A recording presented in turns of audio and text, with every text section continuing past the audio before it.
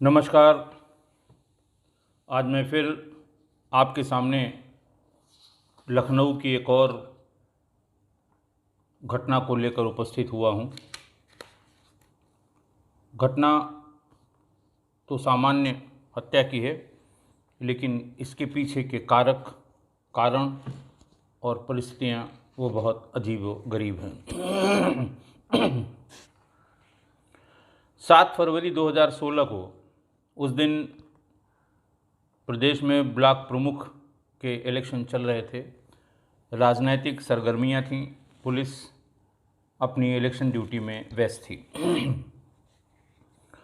तभी ये सूचना आई कि थाना मलिहाबाद में एक खुशी राम नामक व्यक्ति की हत्या हो गई है। और साथ साथ ये भी बताया कि खुशी राम पहले बीडीसी का एक इलेक्शन भी लड़ चुका है। बीडीसी का इलेक्शन लड़ चुका है, इसका मतलब राजनीतिक रूप से किसी न किसी पार्टी से संबंधित होगा। और इलेक्शन के दिन किसी की हत्या जिसका थोड़ा सा भी पॉलिटिकल बैकग्राउंड है या कनेक्शन है, वो किसी भी तरह की समस्या इलेक्शन के दिन उत्पन्न कर सकता है। गंभीर बात होती है, इसलिए सारे लोग भाग के वहाँ मौके पर पहुँचे। क्योंकि ऐसे मौके पर लोग भीड़ इकट्ठा कर लेते हैं और सेंटिमेंट्स को कैश कराते हैं। खुशी राम के भाई विनोद ने एफआईआर थाना मलिहाबाद में लिखाई, तहरीर दी। उसने किसी को नामजद नहीं किया, अज्ञात हत्यारों के विरुद्ध उसने एफआईआर दर्ज कराई, लेकिन संदेह के तौर पर बहिश्तबा 3 लोगों को लिखवाया। ये 3 लोग थे: मृतक के दामाद प्रेम शंकर उर्फ पुतान, मृतक का साला राम लखन और मृतक का ड्राइवर सूरज यादव। बइश्तबा का एक कॉलम होता है एफआईआर में कि इन पे हमें शक है। बइश्तबा लिखवाया जाता है, वो नामजद नहीं होते हैं। मतलब हमें शक है, कोई हमारी पुरानी बात है या हमें शक है कि इन लोगों ने मरवाया है। क्योंकि ये तीनों लोग ही मौके पर हो भी सकते हैं और नहीं भी हो सकते हैं। जैसा कि एफआईआर की वर्डिंग्स में लिखा जाता है कि मुझे शक है कि, और कॉलम होता है बइश्तबा का। खुशीराम 4 भाई थे। 3 भाई इनके कौड़िया खेड़ा थाना काकोरी क्षेत्र में अपने घर में रहते थे। चौथा विनोद बरगदी में उसकी अपनी ससुराल थी, वो ससुराल में आकर बस गया था। खुशीराम की शादी कोई 30-35 वर्ष पहले फूलमती, जो गुर्दी खेड़ा थाना सरोजनी नगर जनपद लखनऊ ही था या है अभी भी, वहाँ की रहने वाली थी। उससे इसकी 30-35 वर्ष पहले शादी हुई थी। इस शादी से उसकी 2 लड़कियां थीं। एक की उम्र किरण, एक का नाम किरण, दूसरे का नाम सुगम। किरण की उम्र करीब 23-24 साल थी, जिसकी वो शादी कर चुका था। इसके दामाद का नाम था प्रेम शंकर उर्फ पुतान। सुगम अभी नाबालिग थी और अविवाहित थी। खुशीराम का विवाद अपनी पत्नी और बच्चों से लगभग 20 वर्ष पुराना था। ये पत्नी बच्चों से अलग गांव में ही अपने एक दूसरे मकान में रहता था।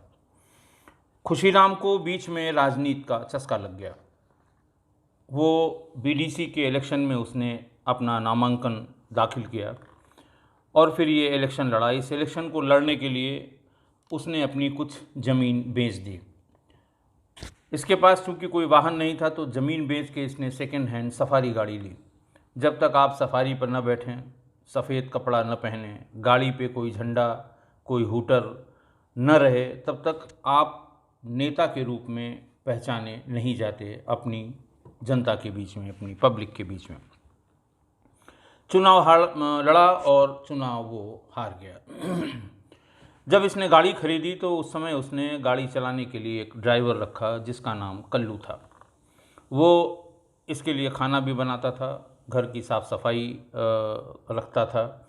इसके लिए कपड़ा धुलवाना, सफ़ेद कपड़ा पहनने का, कुर्ता पैजामा या पैंट शर्ट जो भी है वो उसका आदी था, और बाकी इसकी और देखभाल वही किया करता था।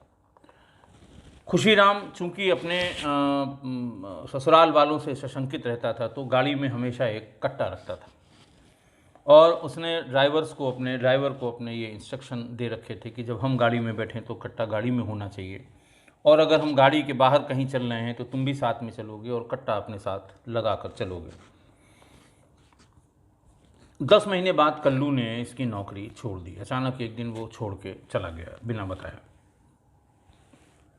खुशीराम ने वेट किया, जब वो नहीं आया तो खुशीराम उसके घर गया, उसको किसी तरह से मना के ले आया और उससे कहा कि तुमको कोई तकलीफ़ नहीं होगी और मैं अपनी एक वसीयत लिख देता हूँ और मेरे बाद मेरी सारी जायदाद के तुम मालिक होगे, तुम कहीं मत जाओ। लेकिन कल्लू उनकी एक बात नहीं माना और वहाँ से छोड़ के चला गया। खुशीराम दूसरे ड्राइवर की तलाश में थे। तकरीबन 6 महीने बाद उनको दूसरा ड्राइवर मिल गया। दूसरा ड्राइवर था सूरज यादव। सूरज मूल रूप से अजगैन उन्नाव का रहने वाला था, लेकिन राजाजीपुरम में कहीं रह रहा था। उसके पिता महेंद्र यादव, उनकी जब वो बहुत छोटा था तभी उनकी डेथ हो गई थी। उसके घर में उसकी विधवा माँ और 2 बहनें, एक गुड़िया जिसकी उम्र 19 साल और एक रानी जिसकी उम्र 10 साल थी। इन तीनों लोगों का और अपना इसका खर्चा चलाने का, घर चलाने का सारा जिम्मा सूरज पे था।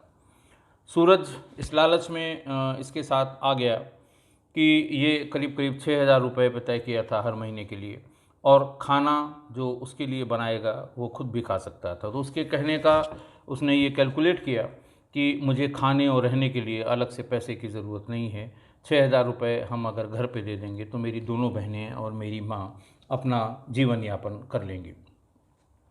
सूरज 24 घंटे उनके साथ रहता था, उसकी सेवा करता था, उसकी सारी ज़रूरतों का ध्यान रखता था। अब सूरज चूँकि बइस्तबा था, उसका दामाद बइस्तबा था और उसका साला, मृतक का साला, ये बइस्तबा थे। तो दामाद और साले के बारे में तो सभी को जानकारी थी। सूरज के बारे में बइस्तबा लिखवाया गया था। तो इलेक्शन की प्रोसेस जब ख़त्म हुई, पोस्टमार्टम के बाद बॉडी इसके भाई लोग ले गए और अंतिम संस्कार कर दिया। तो पुलिस अपना वही पुराना कि साहब क्या कारण हो सकते हैं, पहले चूँकि बइस्तबा लिखा दिया गया है तो पहले बइस्तबा लोगों को बुलाकर उनसे पूछताछ किया जाना ज़रूरी है। सबसे पहले उसके साले को बुलाया गया। साला ये बताया गांव वालों ने कई बार आके इससे झगड़ा कर चुका है। झगड़े का मूल कारण साले ने बताया कि बिना हमारी बहन को बताए हुए 2 बेटियां हैं उनकी, एक की शादी कर चुका है और एक की शादी होनी बाकी है। उनके पास पैसे का कोई दूसरा साधन नहीं है और थोड़ा थोड़ा करके ये अपनी ज़मीनें बेच रहा है, और अगर जिस रफ्तार से बेच रहा है ये कुछ दिनों में सारी ज़मीनें इसकी बिक जाएंगी और फिर उसके बाद बच्चों के लिए कुछ भी नहीं बचेगा। इसलिए वो झगड़ा करते थे और ये कहते थे कि हम कोर्ट में जाएंगे और आपको जो ये हम लोगों के हिस्से की भी है, बच्चियों को लेके जाते थे कि लड़कियों के हिस्से की भी अब ज़मीन है, आप इसको बेच नहीं सकते हैं। और बहुत ज़्यादा लड़ाई झगड़ा, पूरा गांव जानता था कि इसकी पत्नी और इसके ससुराल वाले आके झगड़ा करते हैं। तो लंबी पूछताछ के बाद सिर्फ इतनी सी बात पता लगी। घटना के करीब करीब 12 दिन हो गए और 10 दिन हो गए, कुछ पता नहीं लग रहा था। मलिहाबाद के इंस्पेक्टर और सुधाकर पांडे उस समय मलिहाबाद में संभवतः इंस्पेक्टर था, और बड़ी बड़ी कोशिश के बाद भी कुछ पता नहीं लग पा रहा था कि किन लोगों ने इसकी हत्या की है। सूरज से बार बार पूछा जाए तो सूरज के लिए लोग कहते थे कि साहब बड़ी सेवा करता था, इसी के साथ रहता था, यही उसका खाना बनाता था, बाज़ार से सामान ले आता था, सारे कपड़े साफ़ करता था, घर की सफाई रखता था, और साथ में सुबह ही लोग ये गाड़ी चलाता था, साथ में खुशीराम को बिठा के वो उनको जहाँ जिस पार्टी के दफ्तर में या जहाँ भी जाना होता था ले जाता था। सूरज से पूछा गया, उनका सब पता नहीं, मैं तो ऐसे ऐसे था, बाग में ये गुलाब के फूलों की खेती देखने गए थे, तब तक पीछे से मुंह बांधे हुए 3 लोग आए और उन लोगों ने गोली मार दी। मैंने फ़ौरन इनको गाड़ी में लाद के इनके भाइयों के पास ले गए, वहाँ से ये हॉस्पिटल ले गए जहाँ डॉक्टर्स ने इनको मृत घोषित कर दिया। कोई बहुत सही बात पता नहीं लग रही थी।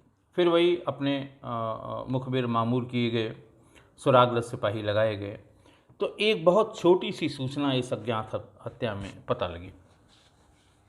थाना मलिहाबाद में चौराहे के पास कुछ मेडिकल की दुकानें हैं, जहाँ जो उनकी पीएचसी है वहाँ पास में एक छोटा नर्सिंग होम भी है और कुछ दवा की दुकानें हैं।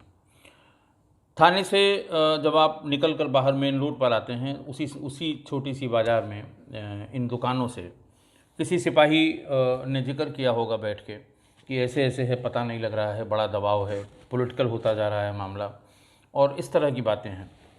तो उस दुकानदार ने कहा कि एक बात आप ज़रा पता करिए, सूरज जो है ये आता था यहाँ पर, और अक्सर आता था, 2-4 दिन में आ जाता था, और वो जो उत्तेजनावर्धक दवाइयाँ हैं वो अलग अलग किस्म की ले जाता था, वो लिखवा के ले आता था पर्चा।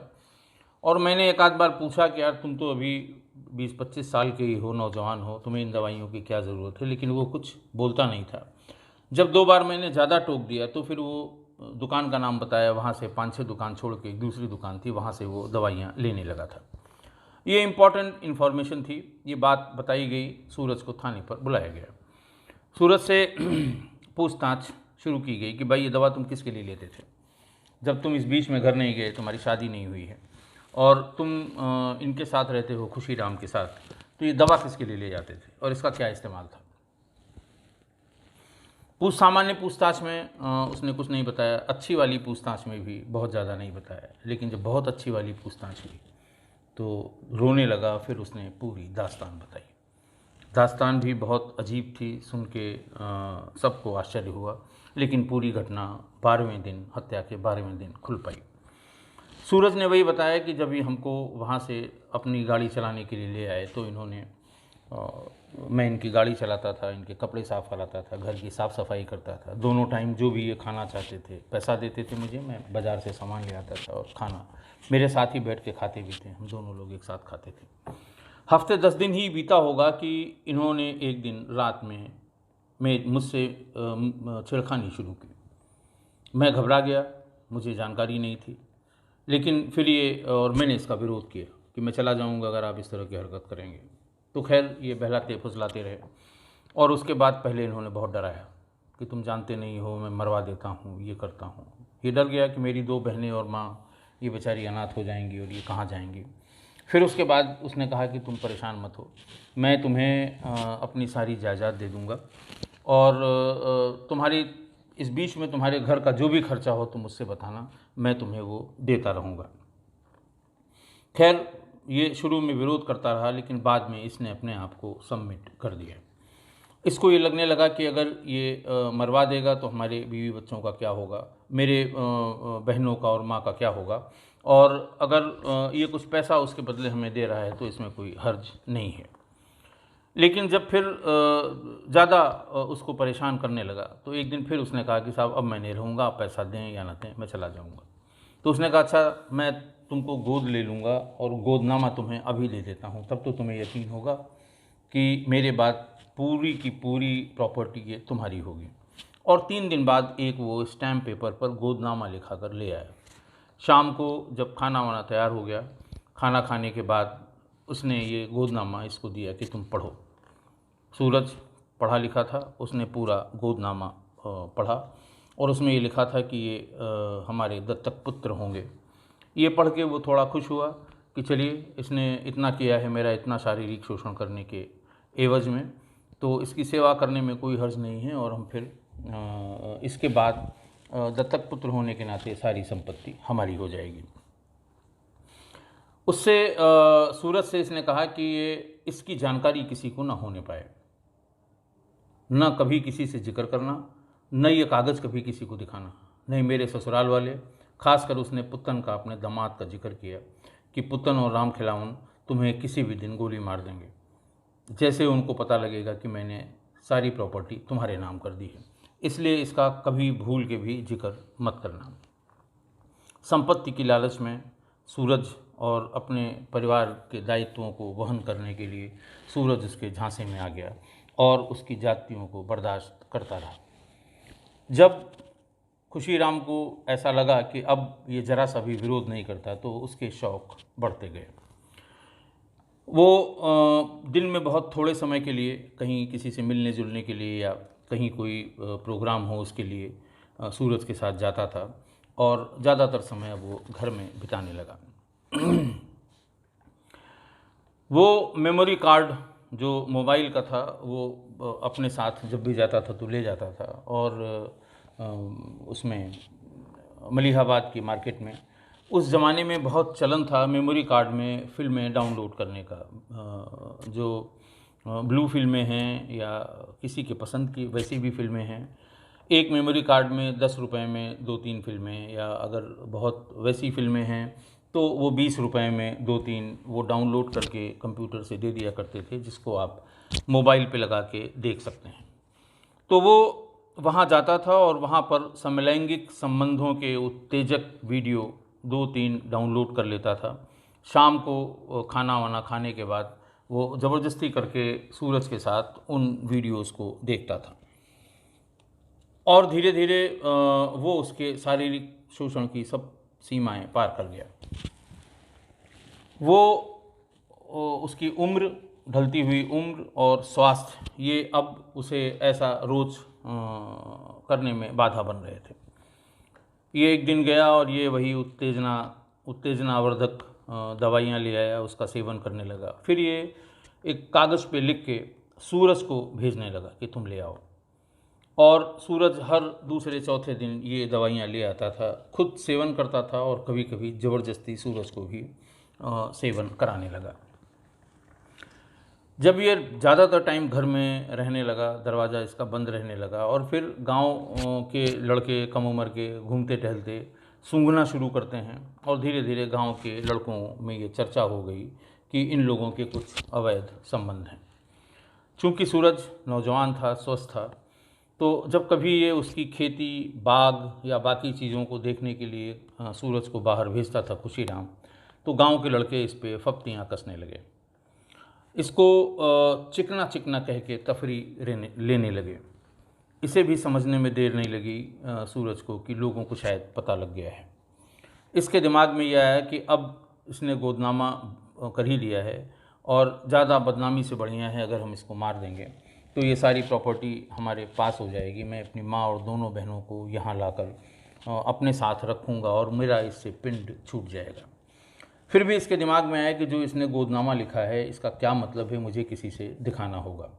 ये इसी फिराक में था। एक दिन वो अलमारी खुली हुई मिल गई और इसने उसको ढूंढ के, जहाँ जिस जगह इससे सूरत से रखवाया था खुशीराम ने ये गोदनामा, वो उस जगह नहीं था, लेकिन ढूंढने पर उसे वो मिल गया। उसने चुपचाप उसे अपने पास रख लिया और उन्नाव में अपने एक रिश्तेदार जो वकील थे उनके पास ले गया। उनको दिखाया है कि ये हमारा गोदनामा है, किसी ने भरा है, और इसका क्या मतलब है, क्या ये सारी प्रॉपर्टी हमारी हो जाएगी जो कुछ भी इनके नाम है। एक दूसरा उसने कहा कि आप ज़रा खसरा खतौनी देख के हमारी मदद करा दीजिए लखनऊ में, कि ये पता लग जाए कि इसकी कुल ज़मीन कितनी है और किसके किसके नाम है। अगर और लोगों के नाम होगी तो फिर मिलना मुश्किल होगा, खाली इसके नाम होगी तो ये मुझे मिल जाएगी।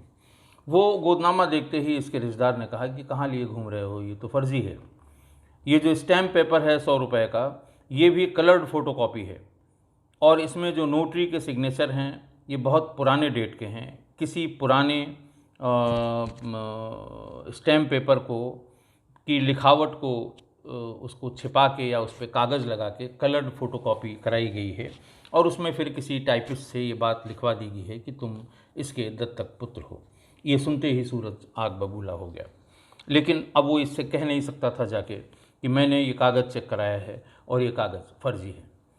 जिस दिन गया उसी दिन फिर जब ये थोड़ा सा इसने कुछ हरकत शुरू की तो इसने भारी विरोध किया। उसने कहा कि मेरी 6 महीने की तनख्वाह 36,000 रुपये हुई, 6,000 रुपये पर मंथ के हिसाब से, वो पैसा हमारा दे दीजिए, मेरा हिसाब कर दीजिए, मैं यहाँ 1 मिनट नहीं रुक सकता। खुशीराम ने पूछा आखिर अब कैसी बात हो गई। बोले नहीं नहीं, बहुत हो गया, आप पूरा दिन मेरा शोषण करते हैं, मैं आपका पूरा काम भी करता हूँ, आप घर में ही सिर्फ रहते हैं और आपसे मैं बिल्कुल तंग आ गया हूँ, मुझे कोई ज़रूरत नहीं, हमारा 36,000 रुपये का हिसाब करिए, और ख़बरदार अगर दोबारा कभी मुझे हाथ लगाया तो मैं पूरे गांव में हल्ला करूँगा, मैं थाने पे जाके बताऊँगा, मैं मुकदमा लिखाऊँगा। ये बात सुन के खुशीराम थोड़ा डर गया। खुशीराम ने कहा कि अच्छा ठीक है, तुम 1 हफ्ते की मोहलत दो, 1 हफ्ते में तुम्हारा 36,000 रुपये हम तुम्हें दे देंगे। और ये भी प्रॉमिस करते हैं कि जब तक तुम्हें हम पैसा पूरा नहीं दे देंगे तब तक हम तुम्हें छुएंगे भी नहीं। इधर इस बीच में ये थोड़ी थोड़ी ज़मीनें बेचने लगा। जो छोटे छोटे ज़मीनों के टुकड़े इसके पास थे वो बेचता था, इकट्ठा पैसा मिल जाता था, तो अपनी शाह खर्ची थी इसकी बहुत। और जब पता लग जाता था, चूँकि साथ में ही रजिस्ट्री करने जाता था सूरज के, तो सूरज को पता लगता था कि कितनी ज़मीन बेची हो, कितना पैसा मिला है। तो सूरज भी अपनी कोई न कोई ज़रूरत बता के थोड़ा बहुत उससे कभी कपड़े के लिए, कभी बहनों के कपड़े के लिए, कभी माँ की साड़ी के लिए ख़रीदवा लेता था, और जब घर जाता था तो उन लोगों को दे आता था। वो ये समझ रहा था कि मैं इतना सामान दे रहा हूँ, शायद ये जो 6,000 रुपये पर मंथ का पैसा है ये हमसे न मांगे। लेकिन उस दिन वो बिल्कुल अपनी बात पर अड़ गया कि हमारा 36,000 रुपये दे दीजिए, मुझे अब आपके यहाँ नहीं रहना है। जब इन ज़मीनों के बेचने की बात पता लगती थी तो इसका साला रामलखन, पत्नी फूलमती, दामाद प्रेम शंकर उर्फ पुतान और दोनों लड़कियां सुमन और सुगम ये इसके घर आ जाती थी, गाली गलौज करती थी और सिर्फ यही कहती थी कि तुम सब बेचे जा रहे हो, पैसा कहाँ उड़ा रहे हो ये, और एक दिन सब खत्म हो जाएगा तो हम तो सड़क पर आ जाएंगे, हम तुम्हारे मकान में रह के करेंगे भी क्या, जब हमको एक नया पैसा, ना हमें अनाज मिलेगा, ना हमारी कोई ज़मीन होगी, तुम मकान भी बेच दोगे। और ये धमकाता था कि अभी तुम मकान में रह रही हो, शांति से रह लो, मैं एक दिन मकान भी बेच दूंगा, जिसको बेचूंगा वो निकाल के सड़क पे तुम लोगों को फेंक देगा, तब समझ में आएगा। पूरा पूरा दिन पूरे गांव के लोग इकट्ठा होते थे, इनका बीच बचाव करते थे, और ये कोशिश करते थे कि इन लोगों का झगड़ा किसी तरह से निपट जाए। खुशीराम थोड़ा सा परेशान हुआ, लेकिन इस घटना के तीन ही दिन बाद, यानी जिस दिन उसका जिसकी हत्या हुई थी 7 फरवरी को खुशीराम सूरज को लेके अपने फूलों की खेती, गुलाब की इसने खेती शुरू की थी। फूलों का बड़ा अच्छा व्यवसाय है उस तरफ, क्योंकि शहर में फूलों की खपत बहुत ज़्यादा है। तो जिसके पास छोटी छोटी ज़मीनों के टुकड़े थे वो गुलाब, गेंदा इस तरह का उगाते थे, और जो इसके कॉन्ट्रैक्टर होते हैं फूलों के, वो उसका एक साथ कॉन्ट्रैक्ट ले लेते हैं और उसका अच्छा पैसा किसान को दे के, और ये सारे फूल शहरों में खपत हो जाती है। ढेर सारे पॉलिटिकल प्रोग्राम्स होते हैं, ढेर सारी मीटिंग्स होती हैं, उसमें फूल की आवश्यकता होती है। तो सूरज को लेके ये वहाँ बाग में फूलों की, गुलाब की खेती उसने नई शुरू की थी, वो देखने गया। इसी बीच में सूरज लघु शंका करने के लिए उठा और लघु शंका करने के लिए किनारे की तरफ चला गया, लेकिन खुशीराम भी उसके पीछे पीछे हो लिया। लघु शंका वो कर ही रहा था, तब खुशीराम ने उससे छेड़छाड़ शुरू कर दी। वो एकदम से आग बबूला हो गया। उसने कहा कि आपने कहा है कि बिना पैसा दिए हुए, बिना 36,000 का हिसाब किए हुए आप नहीं छुएंगे, ये अब ये ठीक नहीं है। लेकिन वो नहीं माना और उसके साथ ज़बरदस्ती करने लगा। इसी बीच में सूरज ने अपने टेंट में, अपने पैंट के बेल्ट में खोसा हुआ वो कट्टा निकाला और उसे 3 गोलियां मार दी। गुस्से में 3 गोलियां मारी, वहीं वो गिरा और वहीं संभवतः उसकी मृत्यु हो गई। वो वहाँ से उसको लाद के और सफारी गाड़ी में उसने रखा। सफारी गाड़ी को लेके और उसके भाई विनोद के यहाँ पहुँचा। विनोद को बताया कि हम लोग वहाँ फूलों की जो नई फसल इन्होंने उगाई है उसको देखने गए थे। 3 लोग आए, तीनों लोग मुंह बांधे हुए थे, मैं उनको पहचानता नहीं हूँ, और उन 3 लोगों ने इनको गोली मार दी। उसका भाई भी घबरा गया बॉडी को लेके, या उस भाई को अपने लेके वो हॉस्पिटल गया, जहाँ हॉस्पिटल में डॉक्टरों ने उसे मृत घोषित कर दिया। ये बात इसने बहुत ही अच्छी वाली पूछताछ के बाद जब बताई तो ये बहुत ही गंभीर बात थी। फिर ये बात हुई कि आखिर इसका जो पहले का ड्राइवर था कल्लू, उसको बुलाया जाए और फूलमती यानी इसकी पत्नी को बुलाया जाए, कि आखिर ये आदत इसको कब से पड़ी और कब से ये इस तरह की हरकतें करता रहा। इसी हरकत की वजह से ये मारा भी गया। तो कल्लू को बुलाया गया, जो इसका पुराना ड्राइवर था। कल्लू से पूछताछ शुरू हुई। पहले तो वो इधर उधर की बात करता रहा, लेकिन जब उसे बताया गया कि ऐसा ऐसा तुम्हारे साथ हुआ था क्या, तो फिर वो भी फपक फपक कर रोने लगा। उसने कहा कि साहब, शुरू में तो 1 महीने तक करीबन मैं इनकी सेवा करता रहा। ये पैसा भी बहुत देते थे, छोटे छोटे काम के लिए पैसा दे दिया करते थे कि जाओ जूता ले लो फटा हुआ है, जाओ एक टी-शर्ट ले लो तुम हमेशा, जाओ वो जो बरमूडा टाइप का है रात में उसे पहना करो, इस तरह से। और करीबन 1 महीने के बाद एक दिन रात में इन्होंने मेरे साथ गलत हरकत शुरू कर दी। मैंने बहुत विरोध किया। इन्होंने तमाम डराया, धमकाया और कई लोगों के, कई बदमाशों के जो हमारे इलाके के हैं उनका नाम बताया। मैं भी डर गया और इनकी जातियाँ बर्दाश्त करता रहा। लेकिन जब ये बर्दाश्त के बाहर हो गया तो एक दिन मैं इनके घर से रात में 2 बजे भाग आया। मेरा 2-3 महीने का हिसाब भी इन्होंने नहीं किया था, लेकिन मैं मारे शर्म और मारे डर के इनके यहाँ दोबारा कभी उस हिसाब के लिए नहीं गया। ये हमको आए, घर से फिर इसी गाड़ी पे बिठा के ले गए। मैं डर गया कि अभी ये फिर मेरे साथ गलत हरकत करेंगे। फिर मैंने इनसे किसी तरह से पिंड अपना छुड़ाया और फिर मैं रात को वहाँ से भाग के आया और महीनों अपने गांव में, अपने घर में नहीं रहा कि ये फिर मुझे वहाँ से उठाकर ले जाएंगे। कमोबेश यही बात उसकी पत्नी फूलमती ने भी बताई कि शादी के बाद कुछ दिन तक तो ये बिल्कुल ठीक रहे और अपने पति धर्म का निर्वहन करते रहे, लेकिन कोई 3-4 साल बाद पता नहीं इनको कुछ, इनकी आदतें बहुत अच्छी नहीं रहीं। इनके समलैंगिक संबंधों की हमें जानकारी होने लगी। मैंने इसका विरोध किया और जब बहुत विरोध किया तो ये मुझसे अलग हो गए और दूसरे वाले मकान में अकेले रहने लगे। लेकिन गांव में भी और बाकी जगह भी ये खुशफुसाहट होती थी कि इनके नए बच्चों से, नए लड़कों से समलैंगिक संबंध हैं और उन्हीं पर खर्च करने के लिए थोड़ा थोड़ा करके ये ज़मीनें बेच रहे थे। उन्होंने फूलमती ने ये भी बताया कि कल्लू के साथ भी यही हादसा हुआ था और सूरज के लिए तो पूरे गांव में शोर था कि सूरज के साथ इसके बहुत ही गहरे समलैंगिक संबंध हैं। और इसी से आज ही जाके हम लोग कभी भी, मैं अपनी बच्चियों के साथ कभी इसके घर पे नहीं रही। बच्चियां बड़ी हो गई, मैं अलग रहती थी और जब भी इसके यहाँ जाती थी अपने भाई और अपने दामाद के साथ जाती थी। हम लोगों ने बड़ी कोशिश की, तहसील में जाके एप्लीकेशन दी, एसडीएम को जाके एप्लीकेशन दी कि ये जिस तरह से ज़मीनें बेच रहे हैं इनको ज़मीन बेचने से रोका जाए, लेकिन इस पर कोई बहुत ज़्यादा कार्रवाई नहीं हुई।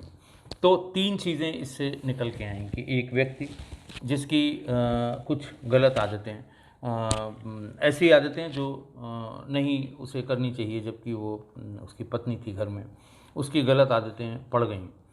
तो अगर पत्नी ने शुरू में इसका जिक्र कर दिया होता और पत्नी ने कहा कि मैंने मारे शर्म के कभी अपने भाई से या अपनी बच्चियों से इसका जिक्र नहीं किया कि लोग क्या कहेंगे, लोग मुझ में कमी निकालेंगे, तो इसलिए मैंने कभी मारे शर्म के इसका जिक्र नहीं किया। कल्लू से पूछा गया कि जब तुम्हारे साथ इतनी ज्यादती हो रही थी तो तुमने क्यों नहीं किसी को बताया? घर में किसी को बताया होता, पुलिस को बताया होता तो ये इतना बड़ा कांड न होता और ये इसको सुधारने के लिए बहुत ढेर सारे रास्ते हैं, बहुत ढेर सारी तरकीबें हैं। कल्लू ने भी बताया कि साहब शर्म की बात थी, मुझे थोड़े से पैसों के लालच में जो ये मेरे लिए तनख्वाह के अलावा कर दिया करते थे। शुरू में ये हर महीने तनख्वाह भी देते थे और छोटी मोटी हमारे खर्चे जो उठाते थे, तो ऐसा लगता था कि हमारा मालिक बहुत जनरस है, हमारा मालिक बहुत दयालु है, हमारी छोटी मोटी तकलीफ़ों का ख्याल करता है और सामान खरीदने के लिए अलग से पैसे भी दे देता है। तो इसी वजह से हमने भी इसका जिक्र नहीं किया। फिर बात सूरज पे आई कि जब शुरू की तो उसने फिर वही अपनी बात बताई कि साहब मेरे पिता हैं नहीं, माँ और दोनों बहनें मेरे ऊपर निर्भर हैं।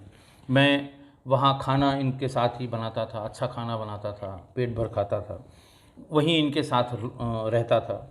कपड़ों के लिए यही पैसा दे दिया करते थे, तो पूरा का पूरा 6,000 रुपये मैं अपनी माँ को दे आता था। तो 6,000 रुपये में माँ अपनी दोनों बेटियों यानी मेरी बहनों और अपना पूरा खर्चा चला लेती थी। और मुझे ये लगता था कि जब तक ये खर्चा चलता रहे या जब तक कोई और अच्छी जगह न मिल जाए जहाँ हमें ज़्यादा पैसा मिले और ज़्यादा मेहनत भी न पड़े, तब तक मैं इन्हीं के पास रहूं। लेकिन बीच में धीरे धीरे ये मुझे दबाते गए, ये मेरे ऊपर जुल्म करते गए और फिर मुझे बहलाने के लिए एक झूठा गोदनामा इन्होंने तैयार करा के मेरे साथ बहुत ज़्यादती की। तो एक तो ये कि एक आदमी की गलत हरकतों को 3 लोग इतने सालों से बर्दाश्त करते रहे और फिर अंत में उस आदमी का हश्र जो होना था वही हुआ। दूसरा, इस अज्ञात मर्डर में एक बहुत छोटी सी लीड कि एक छोटे से दवा की दुकान, आप समझ सकते हैं कि छोटे कस्बों की दवा की दुकानें कितनी बड़ी होती हैं, और वहाँ पर एक दवा के विक्रेता ने, साधारण से छोटी दुकान के छोटे विक्रेता ने एक बात ऐसी बता दी जिससे हत्या की पूरी गुत्थी सुलझ गई और हत्या के पीछे जो कारण था उसका भी सही पता लग गया। आज बस इतना ही। कल फिर एक नई अपराध के साथ एक नया और अपराध जो मेरी वहाँ तैनाती के दरमियान हुआ था, आप लोगों के बीच उपस्थित होऊंगा। बहुत बहुत धन्यवाद।